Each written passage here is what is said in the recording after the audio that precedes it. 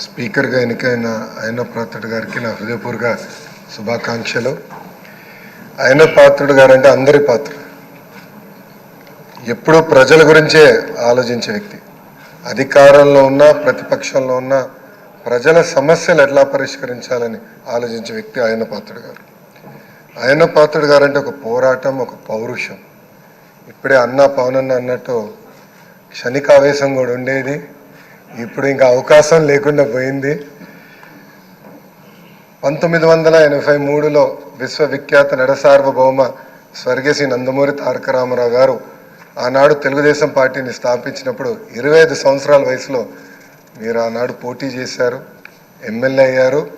ఆనాడు భారతదేశంలోనే second youngest ఎమ్మెల్యేగా అయ్యన్న పాత్రుడు గారు నిలబడ్డారు. 25 సంవత్సరాల వయసులో మీరు మంత్రిగా కూడా అయ్యారు. 7 సార్లు శాసనసభ్యుడిగా, ఒకసారి ఎంపీగా కూడా మీరు ఉన్నారు. 7 సార్లు ఒకే నియోజకవర్గం, నర్సీపట్నం నియోజకవర్గం ఏ అదృష్టం చేసుకుందో నాకు తెలియదు, కానీ 7 సార్లు కూడా నర్సీపట్నం నియోజకవర్గం ఎమ్మెల్యేగా మీరు నిలబడ్డారు. 16 సంవత్సరాలు మీరు మంత్రిగా చేశారు. చూస్తే టెక్నికల్ ఎడ్యుకేషన్ కానీ 3 సార్లు R&B, forest, environment, science and technology, Panchayati Raj గ్రామీణాభివృద్ధి శాఖ మంత్రిగా కూడా మీరు చేశారు. ఈ హౌస్లో ఎవరికి తక్కన ఒక అదృష్టం నాకు దక్కింది. మీ తర్వాత పంచాయతీరాజ్ గ్రామీణాభివృద్ధి శాఖ మంత్రి ఏదో అవకాశం నాకు దక్కింది.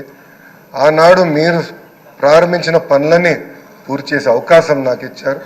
మీ నాయకత్వంలో 25,000 కిలోమీటర్లు సీసీ రోడ్ వేసాం, ప్రహరీ గోడలు కట్టాం, పంచాయతీ భవనాలు కట్టాం.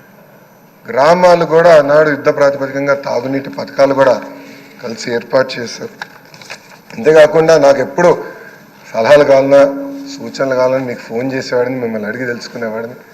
ఆనాడు పంచాయతీరాజ్ గ్రామీణాభివృద్ధి శాఖ మంత్రిగా నేను ఇన్ని పనులు చేయగలనంటే దాని వెనకాల మీరున్నారని ప్రజలందరూ కూడా తెలియజేస్తున్నాను.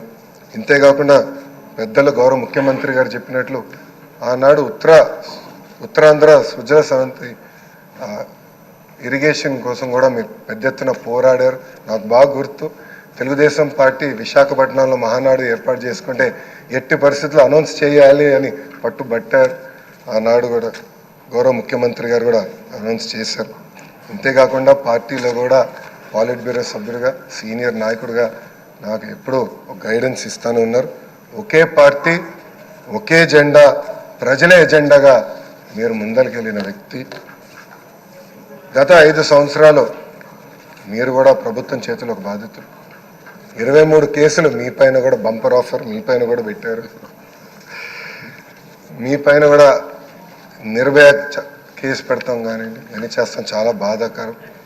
ఆనాడు కావాలని ఇల్లు ఇల్లీగల్గా ఉందని కోర్టు కూల్చొద్దు అని చెప్పినా కూడా అతి ఉత్సాహంతో అధికారుల్ని, పోలీస్ సోదరులను పంపించి మీ ఇల్లు పైన కూడా దాడి చేశారు, కుటుంబం పైన దాడి చేశారు.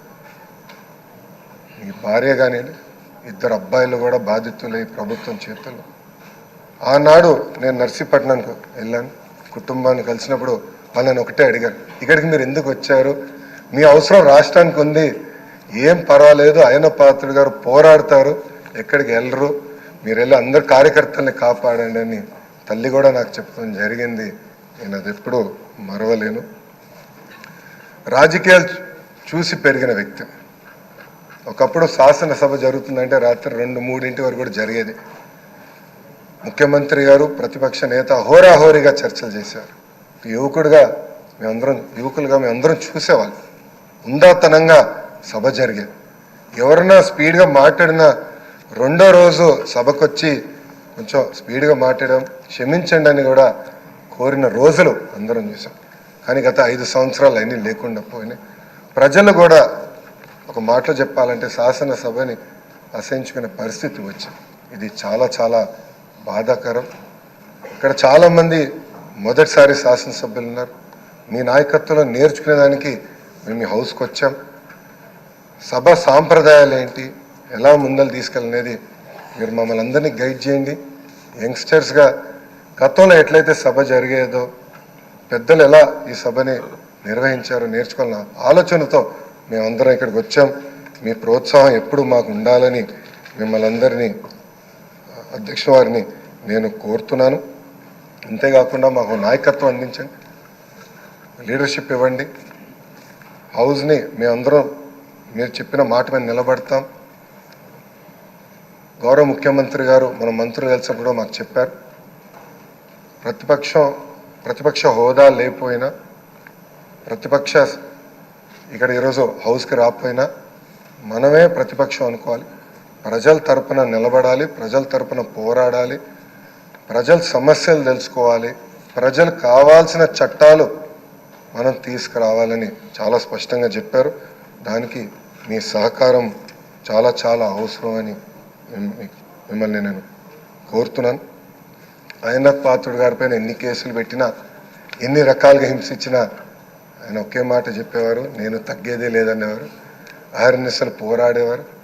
గన్నవరం సభలో కూడా మీరు ఆనాడు వచ్చి మాట్లాడితే కూడా మరుసటి రోజు మీ పైన కేసు పెట్టి నాన్ బెయిలబుల్ వారెంట్ కూడా ఇష్యూ చేస్తాం చూసాం. కానీ అయ్యన్న పాత్రుడు ఎప్పుడు తగ్గలేదు, ఎప్పుడు పోరాడితే ఉన్నారు. ఆ స్ఫూర్తిని మీ అందరం కూడా హౌస్కి తీసుకెళ్తాం.